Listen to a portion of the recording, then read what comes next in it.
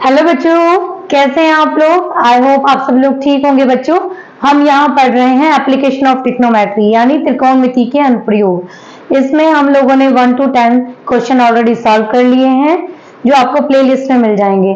आप मेरे चैनल पर जाकर प्लेलिस्ट में जाइए, वहाँ 10th क्लास का फोल्डर है, वहां जाकर आप सारे वीडियोस वॉच कर सकते हैं। ओके बच्चों, तो आज हम सॉल्व करेंगे क्वेश्चन नंबर 11। तो चलो बच्चों इसको सॉल्व करते हैं। Question number 11 है A TV tower stands vertically on a bank of a canal. So from a point on the other bank directly opposite to the tower, the angle of elevation of the top of the tower is 60 degree. From another point 20 meter away from this point on the line joining this point to the foot of the tower, the angle of elevation of the top of the tower is 30 degrees. So find the height of the tower and width of the canal. बच्ची ये आपका figure भी साथ में बना हुआ है। Question है, एक नहर के तट पर एक टीवी टावर ऊर्ध्वाधर यानी वर्टिकली खड़ा है। टावर के ठीक सामने दूसरे तट के एक अन्य बिंदु से टावर के शिखर का उन्नयन कोण 60 डिग्री है। इसी तट पर इस बिंदु से 20 मीटर दूर है और इस बिंदु को मीनार के फुट पॉइंट से मिलाने वाली रेखा पर स्थित एक अन्य बिंदु से टावर के शिखर का उन्नयन कोण 30 डिग्री है। तो टावर की ऊंचाई और नहर की चौड़ाई ज्ञात कीजिए। ये फिगर साथ में बना हुआ है। चलो बच्चों, बहुत ही इंटरेस्टिंग और अच्छा क्वेश्चन है, सॉल्व करते हैं इसको। बच्चों, तो क्वेश्चन के अकॉर्डिंग हमने अपना फिगर यहाँ पर बनाया है जिसमें ए बी हमारा क्या है, टीवी टावर है, और जो BC है वो विड्थ है, चौड़ाई है रिवर की, यानी जो C पॉइंट है वो आपका अपोजिट बैंक है रिवर का, यानी कि दूसरा किनारा है। और C से 20 मीटर की डिस्टेंस पर यानी इतनी दूरी पर एक और पॉइंट है D, जिससे एंगल क्या बन रहा है टावर का 30 डिग्री। और C यानी कि opposite bank of the river, यानी जो दूसरा किनारा है बैंक का, इसका अपनी नदी का, वहां से इसका एंगल बन रहा है 60 डिग्री। सो यहाँ हमें फाइंड करना है हाइट ऑफ द टावर। सो हम मान लेते हैं इसकी हाइट कितनी है, h है। ठीक है, तो चलो इसको सॉल्व करते हैं। यहाँ पर भी आपको देख रहे हो बेस और परपेंडिकुलर का यूज करना है, यानी हम यहाँ पर ट्रिग्नोमेट्रिक रेशियो यानी त्रिकोणमितीय अनुपात कौन सा यूज करेंगे, 10। सो यहाँ पर हम क्या मानते हैं बच्चे, let AB is a tower of length h। ठीक है, लेंथ भी नहीं कहना, हाइट कहना चाहिए। Tower of height h metre and BC is the width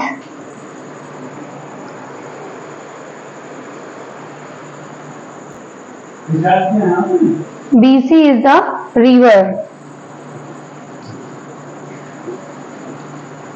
which is x meter wide। ठीक है बच्चों, and D is another point which is 20 meter far from C। Okay, so ये इंफॉर्मेशन हमारे पास है। साथ में हमें ये भी पता है कि एंगल AD, आप इसको B ले लीजिए या C भी ले सकते हो, ये कितना है हमारा 30 degree, and angle ACB is equal to 60 degree. माना AB एक टीवी टावर है,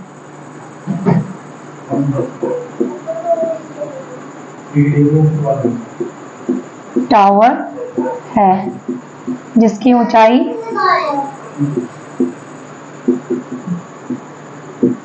h मीटर है, और BC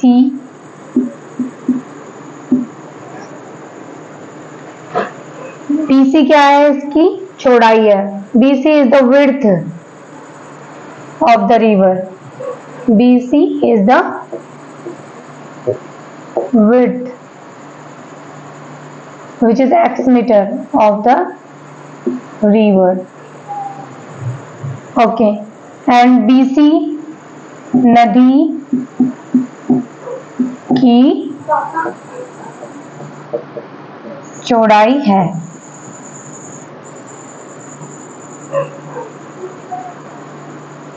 यानी x मीटर है। और D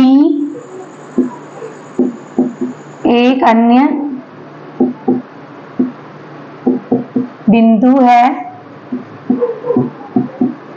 जो कि C से 20 मीटर दूर है।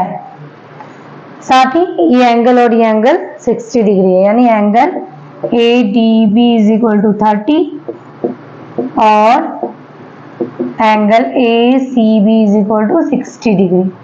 ऑलराइट बच्चे, अब हम चलेंगे इन ट्रायंगल ADB यानी कि त्रिभुज ABC में, ABC नहीं, त्रिभुज ADB में। अब यहाँ हम tan 30 लगा देते हैं। tan 30 डिग्री कितना हो जाएगा? h upon 20 plus x।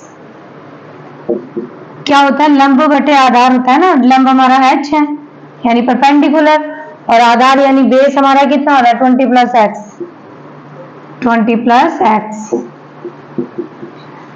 tan 30 हमारा कितना होता है? ये होता है हमारा 1/√3, यहाँ हो जाएगा h अपॉन 20 प्लस x।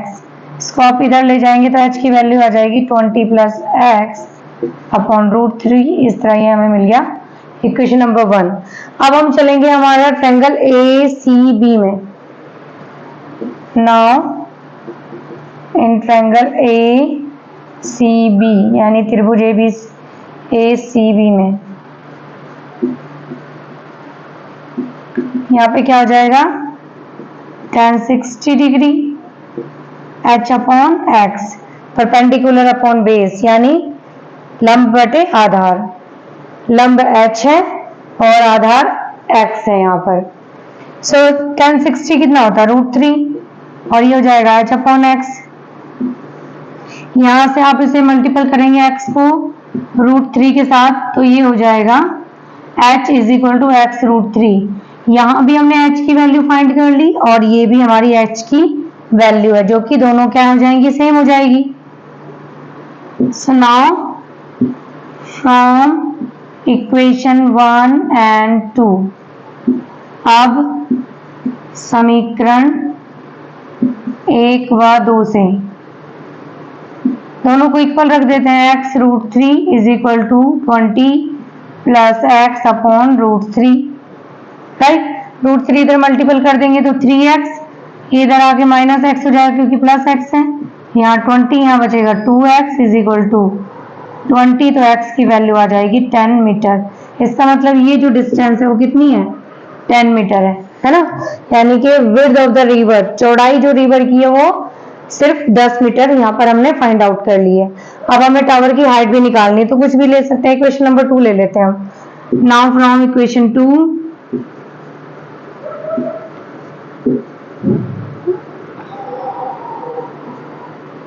नदी की ये चौड़ाई है,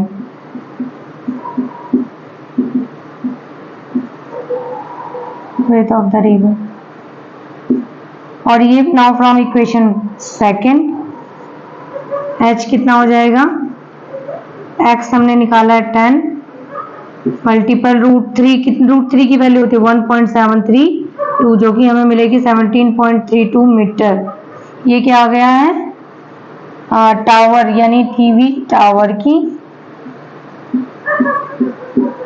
ऊंचाई।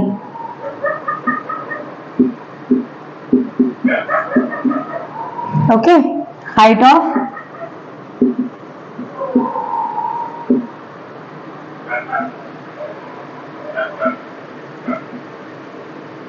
Of TV tower. सो इस तरह से बच्चे, इस तरह से हमने अपना क्वेश्चन फाइंड आउट कर लिया, हाइट भी और कितनी हमारी नदी की चौड़ाई है। इसको आप पॉज करके नोट कर लीजिए। अब हम बच्चों सॉल्व करेंगे हमारा क्वेश्चन नंबर 12। क्वेश्चन नंबर 12 है from the top of a 7 metre high building the angle of the elevation of the top of a cable tower is 60 degree and the angle of depression of its foot is 45 degree. Determine the height of the tower. Question number 12 है 7 metre ऊंचे भवन के एक शिखर से cable tower के उन शिखर का उन्नयन कोण 60 डिग्री है और इसके फुट ऑफ पॉइंट का अवनमन कोण 45 डिग्री है। तो टावर की ऊंचाई ज्ञात करनी है इसमें। ये बच्चों ये भी क्वेश्चन बहुत अच्छा क्वेश्चन है, इसको भी सॉल्व करते हैं यहाँ पर। बच्चों क्वेश्चन है हमारा 12 और इसके अकॉर्डिंग जो उन्होंने इंफॉर्मेशन हमें बताई है, हमने यहाँ एक फिगर ड्रॉ किया है। मान लो ए भी हमारी बिल्डिंग है और जो ये सी डी है ये केबल टावर है, ठीक है। और हमारा इस केबल टावर का जो टॉप पॉइंट है डी, इससे बिल्डिंग के टॉप यानी ए पर एंगल बन रहा है 60 और एंगल ए से केबल टावर के फुट पर जो एंगल जा रहा है वो 45 का बन रहा है और हमें निकालनी है सी डी यानी total height of cable tower, right. तो बच्चों यहाँ पर हमने जो जो इन्फॉर्मेशन हमें गिवन थी उसके अकॉर्डिंग फिगर बना लिया। लेट बी सी हम इसको ले लेते हैं एक्स। ऑलराइट बच्चों,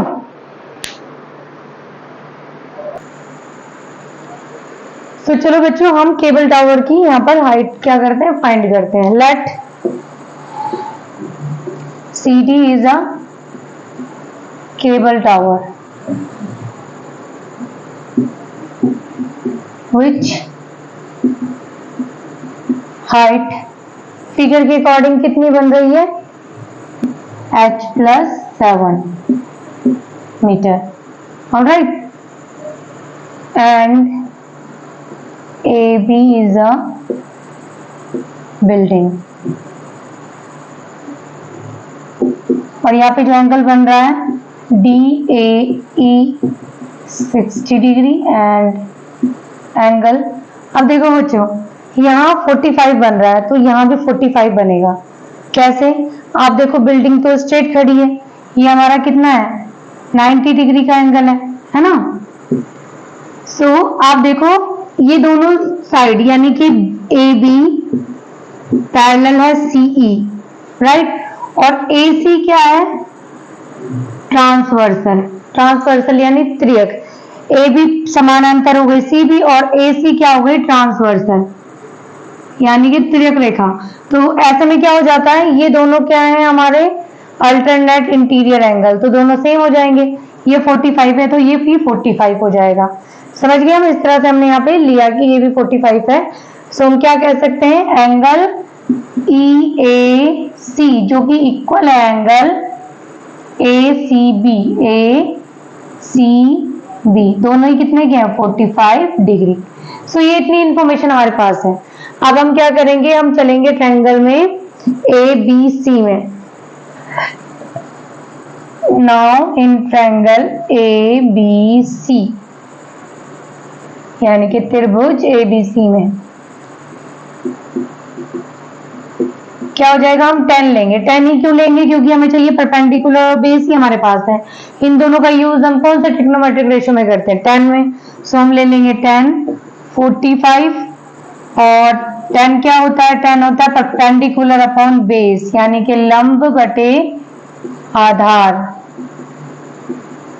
सो 45 की वैल्यू होती है 1, यहाँ पे लंब यानी कि परपेंडिकुलर है 7 मीटर, बेस है हमारा x इधर ले जाएंगे, x की वैल्यू आ गई 7 मीटर। पहली इक्वेशन x की वैल्यू हमने फाइंड आउट कर ली है। अब आप देख रहे हो अगर ये 7 आ गया है तो ये AE भी 7 हो जाएगा। If BC equal 7 then AE also 7, ठीक है।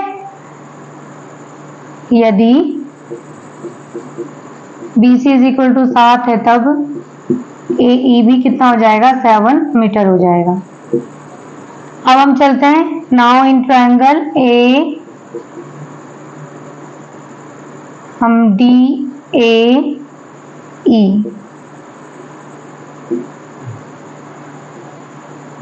ट्रायंगल भी यहाँ पर एक बना लेते हैं, इन ट्रायंगल, यानी कि त्रिभुज DAE में।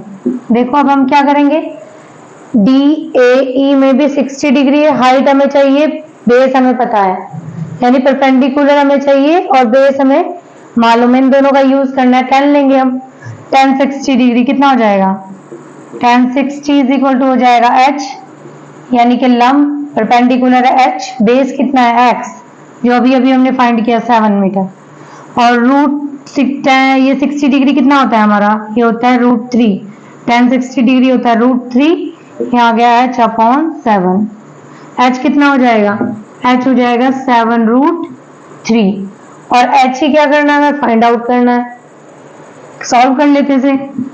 √3 होता है 1.732, अब 7 टू 14, यानी 7 दूनी 14, 7 या 21 और 22 का 2 हाथ लगा 2, 7 7 49, 50 51, कैरी 5, 7 एकम 7 और 5 12, और डेसिमल पीछे से 3 नंबर बाद। इंग्लिश वाले बच्चे भी 7 2 14, कैरी 1, 7 3 21, 22 हो जाएगा, कैरी 2, 7 7 49 एंड 2 51, कैरी 5, 7 1 7 एंड 5 12। सो इस तरह से हमने कैलकुलेट कर लिया, ये आ गया इतना मीटर। ये क्या आ गई, hand the height of cable tower is 12.124 metre, अतः केबल टावर की ऊंचाई 12.124 मीटर है। ठीक है बच्चों, सो इस तरह से हमने हाइट निकाल ली है केबल टावर की, जो कि हमें यहाँ निकालनी थी। आई होप ये आपको बच्चों समझ आया होगा, आप इसे नोट कर लीजिए पॉज करके। बच्चों इसमें एक मिस्टेक होगी, अभी तो हमने h फाइंड किया है, टोटल हाइट तो CD है ना, उसमें 7 ऐड भी करेंगे यहाँ पर।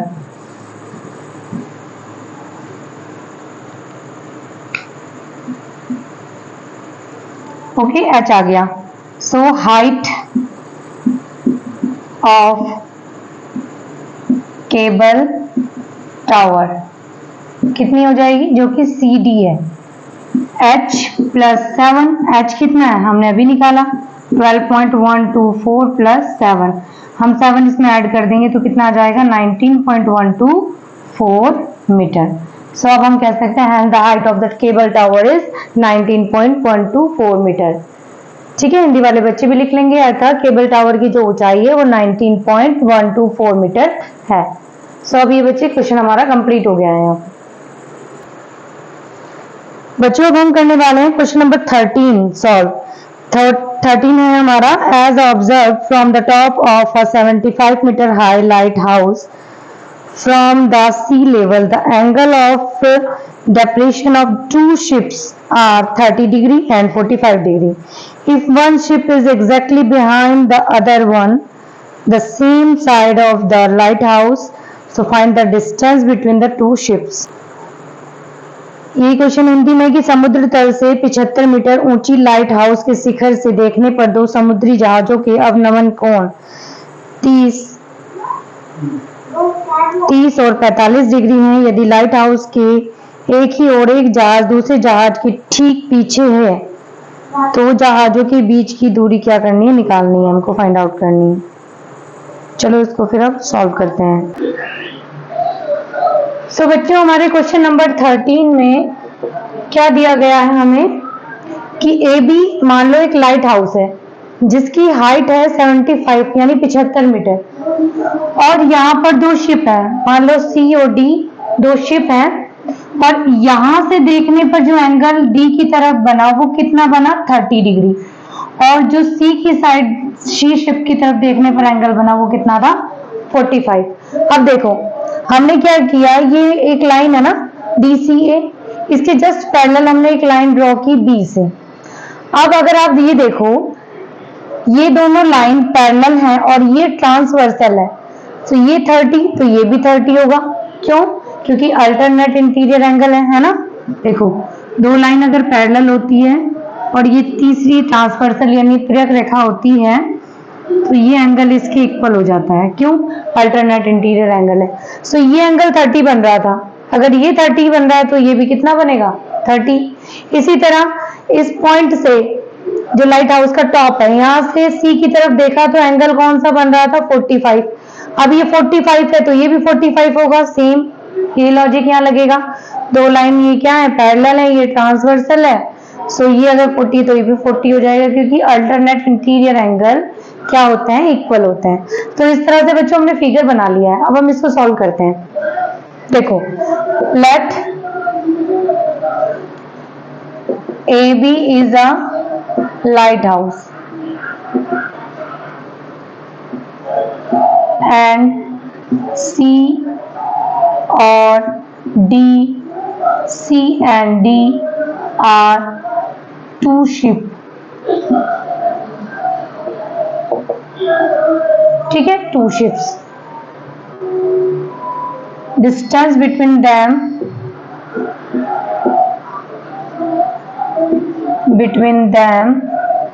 कितनी है बच्चे? y मीटर। ओके, ये इंफॉर्मेशन हमें पता है।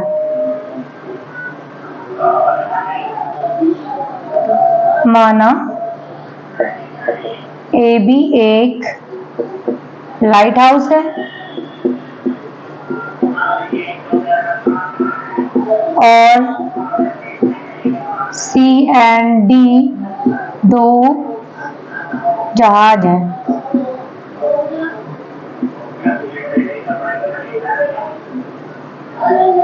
और दोनों के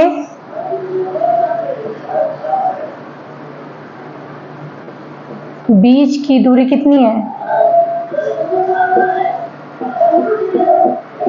माना y मीटर है। देखो, दोनों के बीच की दूरी कितनी है? y metre.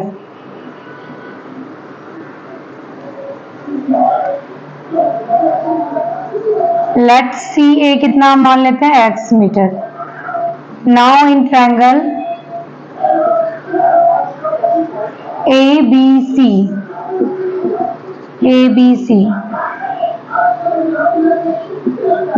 अब त्रिभुज ABC में देखो क्या होगा। यहाँ पर भी देखो बच्चा, बेस यानी आधार है, परपेंडिकुलर यानी लंब है, दो ही चीज है। 10 लगेगा। 10 45 डिग्री, परपेंडिकुलर कितना है? 75, और आधार यानी बेस कितना है? x। 10 45 होता है 175 अपॉन x। x इधर ले जाओ, x की वैल्यू आ जाएगी 75 मीटर। ये तो बच्चे निकल गया। x कितना है? 75 मीटर, यानी लाइट हाउस पहले जहाज से कितनी दूरी पर है? 75 मीटर पर। चलिए ठीक है, ये हमें पता चल गया। अब हम चलेंगे नाउ इन ट्रायंगल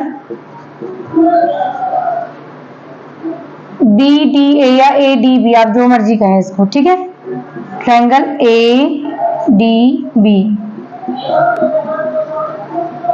त्रिभुज ADB में क्या हो जाएगा बच्चों? यहाँ पर 10 लेंगे हम। 10 30 डिग्री हो जाएगा। परपेंडिकुलर कितना है? 75, और बेस कितना है? y plus x.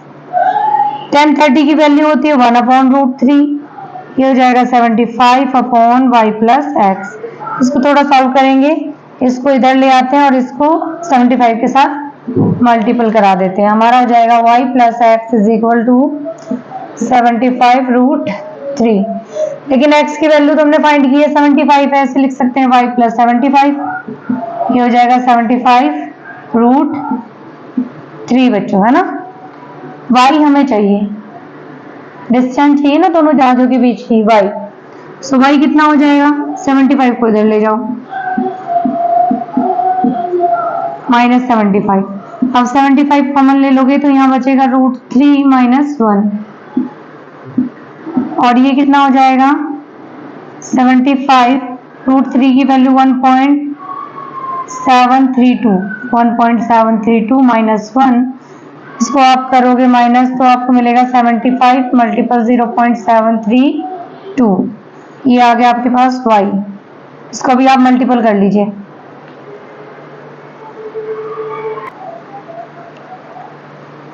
सो बच्चों, आपकी जो बुक में आंसर यहीं पर दिया है, y कितना है 75 ब्रैकेट में √3 - 1। हमने इसको आगे भी कैलकुलेट कर लिया, इसको आप कैलकुलेट करेंगे तो आपका आंसर आएगा 54.9 metre.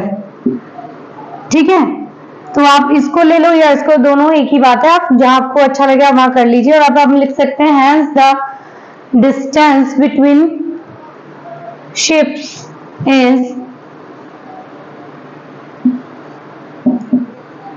hence the distance between ships is 54.9 metre. अतः जहाजों के बीच की दूरी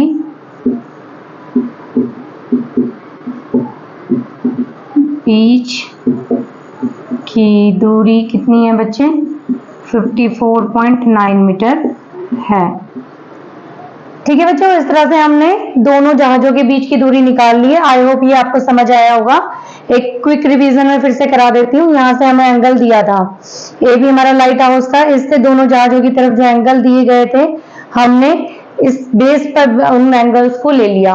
उसके बाद हमने ट्रिग्नोमेट्रिक रेशियो 10 का यूज किया है। पहले 1045 लिया, उसके बाद हमने लिया 1030 डिग्री, और इस तरह से हमने कैलकुलेट करके y की वैल्यू को यहाँ पर फाइंड आउट कर लिया। आई होप बच्चों ये समझ आया होगा।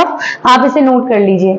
ठीक है, राइटिंग बहुत इंपॉर्टेंट है, बिना लिखे आप समझ नहीं पाएंगे, नोट जरूर बनाना है।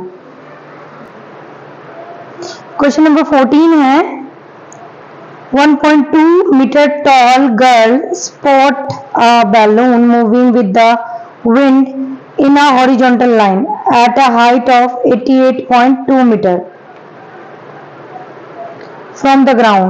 The angle of elevation of the balloon from the eyes of the girl at any instant is 60 degree. After some time the angle of the elevation reduced to 30 degree. देख रहे हैं हम जैसा कि फिगर में बन रहा है।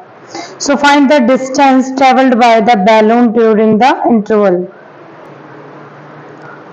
ये क्वेश्चन हमारा हिंदी में है। 1.2 मीटर लंबी एक लड़की भूमि से 88.2 मीटर की ऊंचाई पर एक क्षैतिज रेखा में हवा में उड़ रहे गुब्बारे को देखती है। किसी भी क्षण लड़की की आंख से गुब्बारे का जो ओनियन कोण है वो 60 डिग्री है। कुछ समय बाद ओनियन कोण घटकर 30 डिग्री हो जाता है। इस अंतराल के दौरान गुब्बारे द्वारा तय की गई दूरी ज्ञात हमें करनी है। ये देख रहे हैं बच्चों, फिगर भी आपके सामने है। तो अब चलो हम इस फिगर को बनाते हैं, साथ में इस क्वेश्चन को भी हम बहुत ही इंटरेस्टिंग तरीके से सॉल्व भी करेंगे। बच्चे, हमने अपने क्वेश्चन के अकॉर्डिंग यहाँ पर फिगर बना लिया है। ठीक है, ये एक लड़की है जिसकी हाइट कितनी गिवन है हमें 1.2 मीटर, और ये जो ग्राउंड से गुब्बारे के बीच में जो डिस्टेंस है वो 88.2 मीटर दी गई है हमें। अब अगर हम 1.2 हटा दें, 88.2 से माइनस कर दे 1.2, तो कितना मिलेगा हमें 87 मीटर। यानी कि जो ये बीई डिस्टेंस है, सीडी डिस्टेंस है, ये कितनी है, ये हो गई हमारी 87 metre. Right,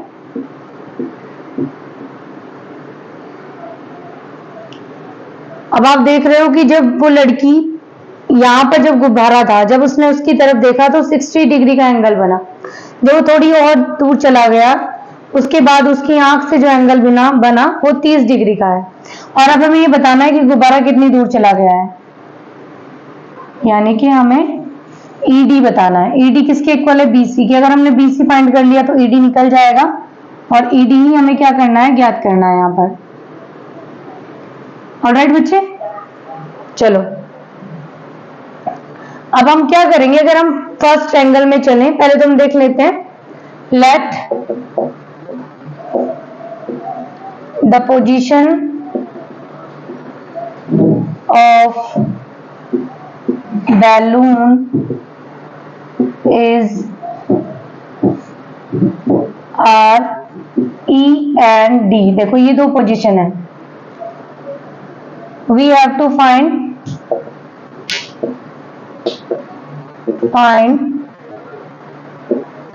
distance of ED, right? माना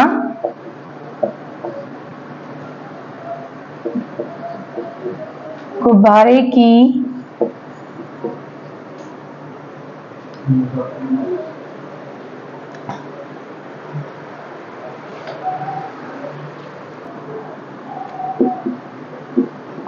की स्थिति E एंड D है। हमें ED दूरी ज्ञात करनी है ना। ओके, तो अब हम क्या करेंगे, हम चलेंगे पहले ट्रायंगल में ABE में। नाउ इन ट्रायंगल ABE, त्रिभुज ABE में, अब देखो बच्चे यहां पर भी हम यूज क्या करेंगे, बेस और हाइट का ही यूज करने वाले हैं। चलो करते हैं। यहां पर ABE में बन रहा है 60 डिग्री का एंगल, है ना। 60 डिग्री कितना हो जाएगा, EB क्या है, परपेंडिकुलर यानी लंब, और बेस हमारा AB। 60 होता है √3। EB हमने अभी अभी आपको देखो फाइंड किया हमने, कितना 87 मीटर, 87 अपॉन AB। AB को इधर ले जाते हैं, AB आ जाएगा 87 अपॉन √3। ये आ गई हमारी फर्स्ट इक्वेशन। अब हम चलते हैं अपने दूसरे ट्रायंगल में ACD में। ACD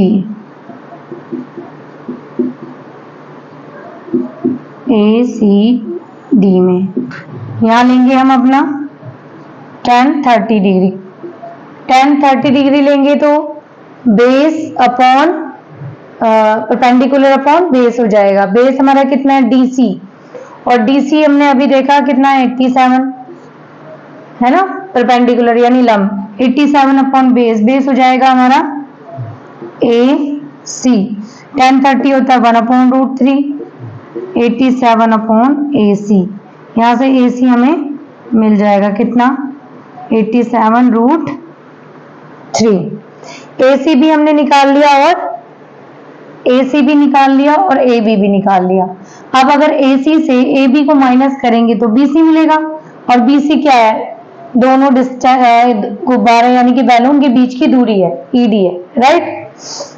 तो ये दोनों हमने निकाल ली, हमारी इक्वेशन नंबर हो गई 2। अब हम क्या करेंगे, इसमें चलते हैं, सीधी लाइन ड्रॉ कर लेते हैं। Now the distance between balloons कितनी है, ED, जो कि क्या हो जाएगी BC के इक्वल, और BC क्या चीज है, AC से अगर हम AB माइनस कर दें, राइट। AC हमें मिला है 87 √3 और AB मिला है 87 अपॉन √3। चलो बच्चों इसको कैलकुलेट कर रहे हैं हम। 87 √3, इसको एक काम करते हैं रैशनलाइज कर लेते हैं। 87 √3 अपॉन √3 मल्टीपल √3, मतलब हमने √3 से ऊपर और नीचे दोनों तरफ मल्टीपल कर दिया। अब हमारा क्या हो जाएगा, ये हो जाएगा आपका 87 √3 और ये बन जाएगा 3 से हम इसको डिवाइड कर सकते हैं, क्या मिलेगा हमें, 3 2 जा 6, 2 बचेगा, 3 9 जा, ये आ गया हमारे पास। अब ये हम माइनस कर सकते हैं, 87 से 29 माइनस कर लेते हैं, √3 तो हमारा आ गया कॉमन, 87 माइनस 29 क्या मिलेगा, 17 से 9 गया 8, 7 से 2 गया 5, 5 √3। यहाँ हम पुट कर देंगे √3 की वैल्यू कितनी आ जाएगी, 58 मल्टीपल 1.732 से हम इसको कैलकुलेट करेंगे तो वैल्यू मिलेगी 100.456 इतना मीटर। आप चाहो तो यहीं पर आंसर छोड़ सकते हो, इतना मीटर, ये भी आपका करेक्ट आंसर आ जाएगा, ED। तो अब आप लिख सकते हो हैंस, इसको मैं इरेज कर देती हूँ। Hence the distance between balloons is 100.456 metre. अतः गुब्बारों के बीच दूरी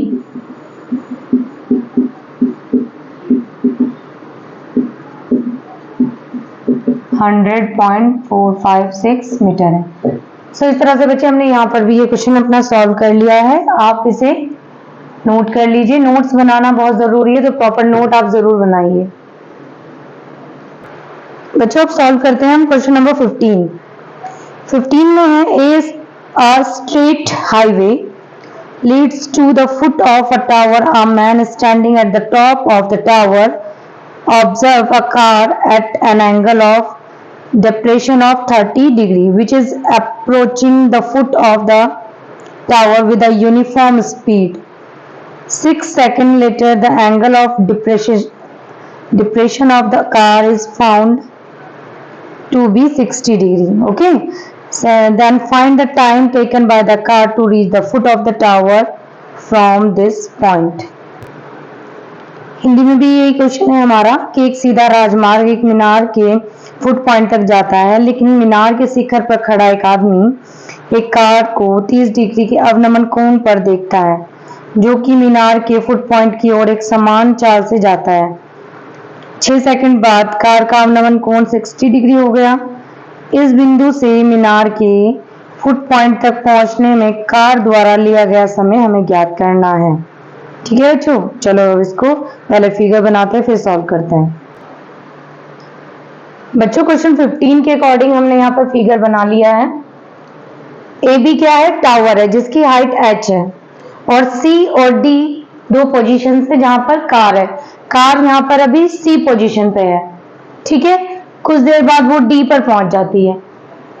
तो सी पर जब वो थी तो यहाँ पर टॉप पर एक मैन बैठा है जिसने 30 डिग्री के एंगल से इसको देखा था। तो सेम चीज, ये लाइन इसके पैरेलल, अगर 30 डिग्री के एंगल से देखा था तो ग्राउंड के साथ इसका कितना एंगल बनेगा? 30 बनेगा।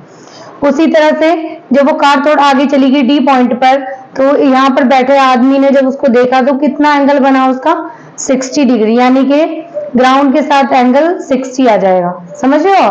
क्योंकि दोनों लाइन पैरेलल है, ये ट्रांसवर्सल है, सो ये एंगल इसके इक्वल हो जाएगा। इस तरह से हमने एंगल दिखा दिया है यहाँ पर। अब बच्चे उसने हमको बताया कि 6 मिनट में सी डी तक पहुंच जाती है कार, सी से डी पर। समझ गए?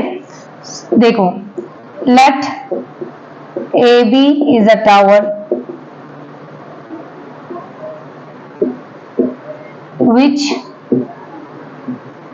height is h meter and C and D are two position of car. CD क्या हो जाएगा फिर? आप देखो CD हो जाएगा, क्योंकि CD क्या है? डिस्टेंस, और डिस्टेंस क्या होता है? Speed into time. और यहां से यहां तक जाने के लिए उसने कितना टाइम लिया? 6 मिनट का। मान लो स्पीड थी v metre per minute. Let speed of car is v minute per v metre per minute. ठीक है, तो आप क्या करेंगे? 6 स्पीड थी उसकी v और टाइम लगा उसको 6 मिनट, यहां से आ गया 6v। CD मिल गया हमें 6v। ठीक है, अब आप देखिए DA हो जाएगा हमारा, हमारी इंफॉर्मेशन क्या क्या है हमारे पास? मान लो इसको आगे तक जाने के लिए कितना टाइम लगा? T टाइम लगा, तो DA कितना हो जाएगा? स्पीड तो वही है उसकी, टाइम अब लग रहा है उसको t, यानी कि vt इसकी डिस्टेंस हो जाएगी इतना मीटर, यानी कि हम इसको cd को लिख सकते हैं 6v और इसको लिख सकते हैं हम vt। समझ रहे हैं आप? डिस्टेंस v हमारा स्पीड और t हमारा टाइम, तो vt यहाँ पर डिस्टेंस आ गया da। सो ये चीजें इंफॉर्मेशन हमें पता चल गई हैं। और आप यहाँ पर एंगल भी बता दीजिए, एंगल क्या बन रहा है, PCA कितना बन रहा है 30 डिग्री, और एंगल है हमारा BDA 60 डिग्री। अब हम कट जाएंगे इन ट्रायंगल BCA, त्रिभुज BCA में यहाँ क्या हो जाएगा बच्चों, tan 30 डिग्री लेंगे हम। tan 30 लेंगे तो वही हमारा परपेंडिकुलर अपॉन बेस, यानी कि h अपॉन बेस कितना है 6v plus vt, right. tan 30 degree होता है 1/√3, ये कितना हो जाएगा 6v प्लस vt। इसको आप इधर ले जाओ, आपको h मिलेगा, √3 को आप इधर ले आओ तो h√3 इज इक्वल टू हो जाएगा 6v प्लस vt। आ गया हमारा पहली इक्वेशन। अब हम चलेंगे दूसरे ट्रायंगल में, इन ट्रायंगल BDA, त्रिभुज BDA में, ठीक है। यहां भी लेंगे हम 10 लेंगे। एंगल कौन सा बन रहा है बच्चों, एंगल बन रहा है 60 डिग्री, तो tan 60 डिग्री क्या हो जाएगा, परपेंडिकुलर यानी लंब h है हमारा, अपॉन आधार यानी बेस, बेस कितना है vt, ये होता है √3, vt को आप इधर ले आओ, vt is equal to h, यानी कि h हो गया √3vt। देखिए बच्चों नजर आ रहा है आपको, यस नजर आ रहा है। सो ये आ गया हमारा इक्वेशन नंबर 2। सो अब हम क्या करेंगे, यहां से ये देखो h की वैल्यू आ गई, अब इस h की वैल्यू को हम यहां पुट कर देंगे।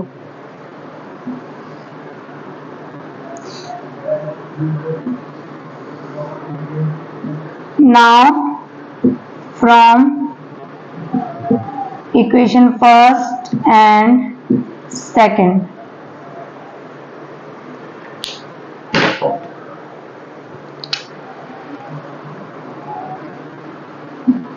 अब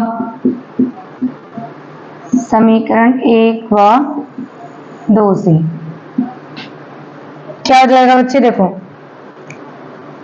यहां से h की वैल्यू हम यहां पर रख देते हैं, तो क्या हो जाएगा √3vt, ये है हमारा h, और साथ में इसके क्या है √3, इसके इक्वल है 6v प्लस vt, ठीक है ना।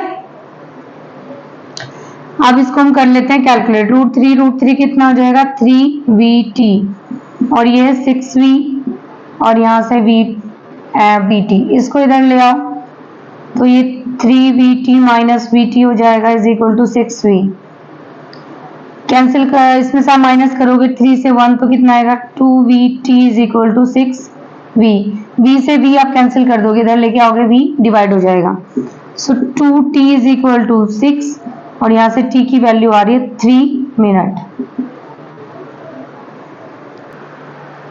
सो बच्चों 3 मिनट में कार D से इस टावर के फुट पॉइंट यानी 1 तक पहुंच जाएगी, तो हम क्या लिख सकते हैं, हैंस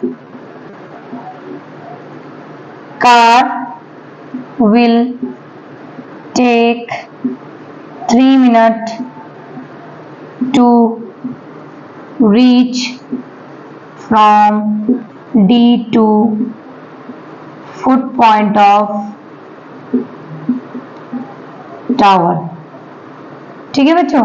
सिर्फ 3 मिनट में आगे पहुंच जाएगी उसके फुट तक। हिंदी में भी हम कैसे लिखेंगे, अतः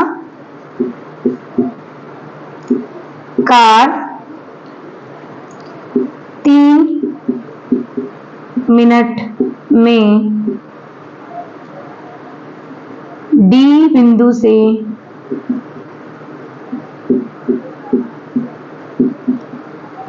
टावर के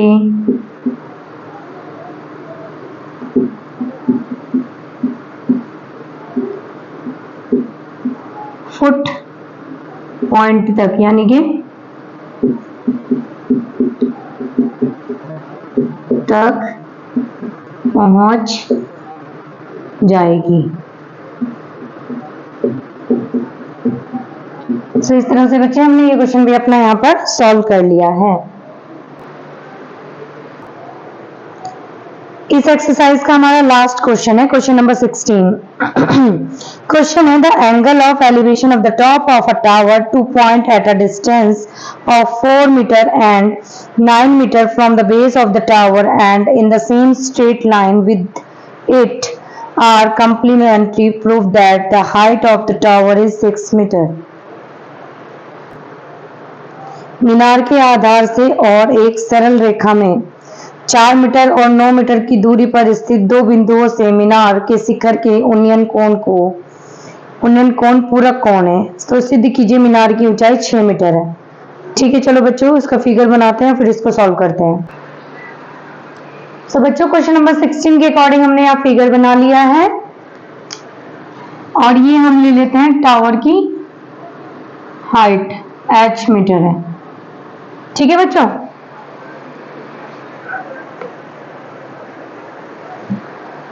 सो हम क्या मानेंगे, let A B is a tower which height कितनी है बच्चा हमने ली इसकी, which height is h metre and C और D are 2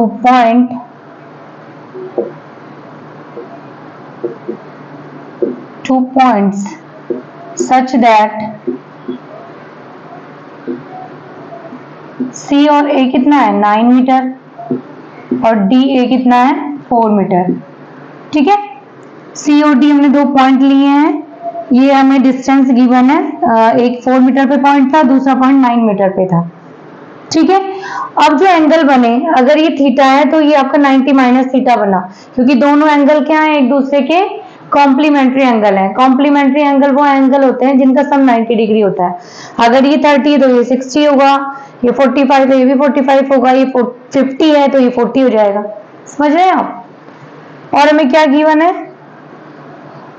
एंगल, पहले इसको हम लिख लेते हैं हिंदी में, माना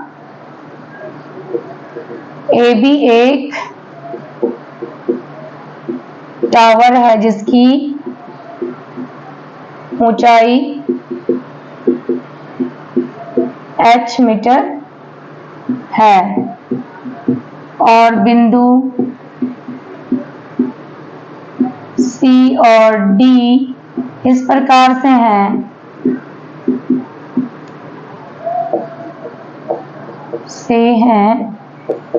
कि C है हमारा 9 मीटर है और D है हमारा कितना है 4 मीटर। और साथ में और क्या दिया हुआ है, लेट हमारा कौन सा एंगल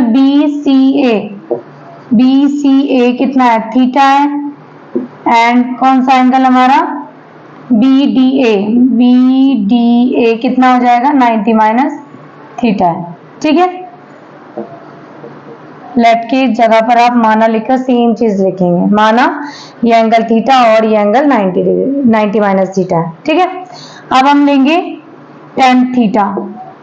जब हम tan थीटा लेंगे तो हम क्या लेंगे, परपेंडिकुलर आ जाएगा h, लंब हो जाएगा h और बेस हो जाएगा 9। सो थीटा के साथ आ जाएगा h अपॉन 9। यहां से आप इसको यहीं पे रहने दीजिए, आपकी पहली इक्वेशन है। फिर अगर हम यहां से h ले लेते हैं, h फाइंड करेंगे, 9 को इधर ले जाओ, 9 tan theta is equal to हो जाएगा h, यानी h कितना हो गया 9 tan थीटा मीटर। ये आ गई हमारी पहली इक्वेशन।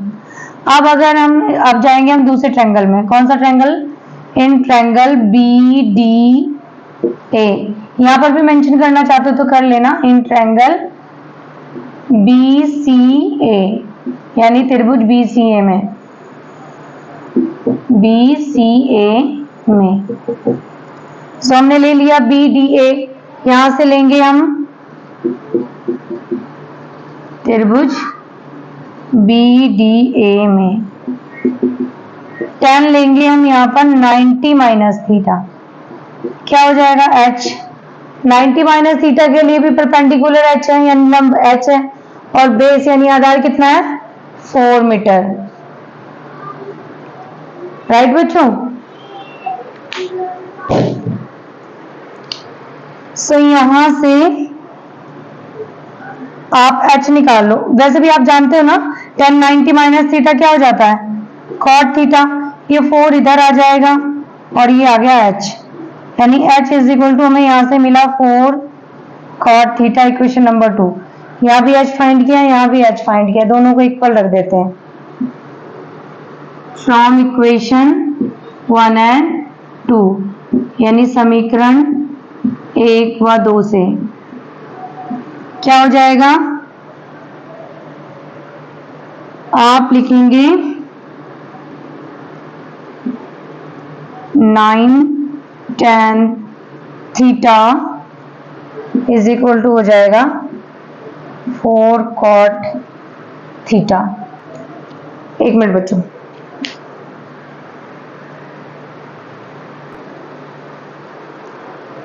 हमारे पास ये जो दोनों इक्वेशन आई है ना बच्चों, इनको हम करेंगे मल्टीपल, ठीक है। अब हम जब इसको मल्टीपल करेंगे तो हमारा क्या बनेगा, ये बनेगा h मल्टीपल h, और ये हो जाएगा 9 tan theta multiple 4 cot theta.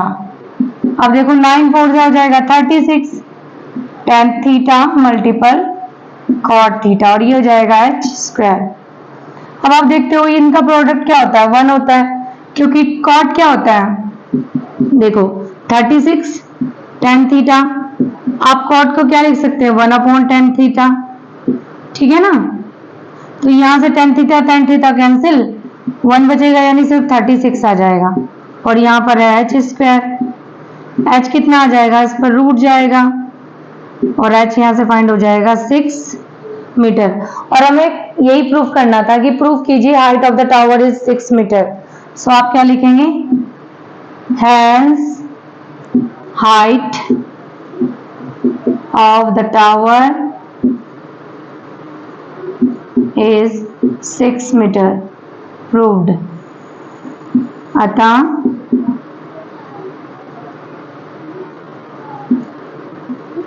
मीनार की ऊंचाई 6 मीटर है, सिद्ध हो गया ये।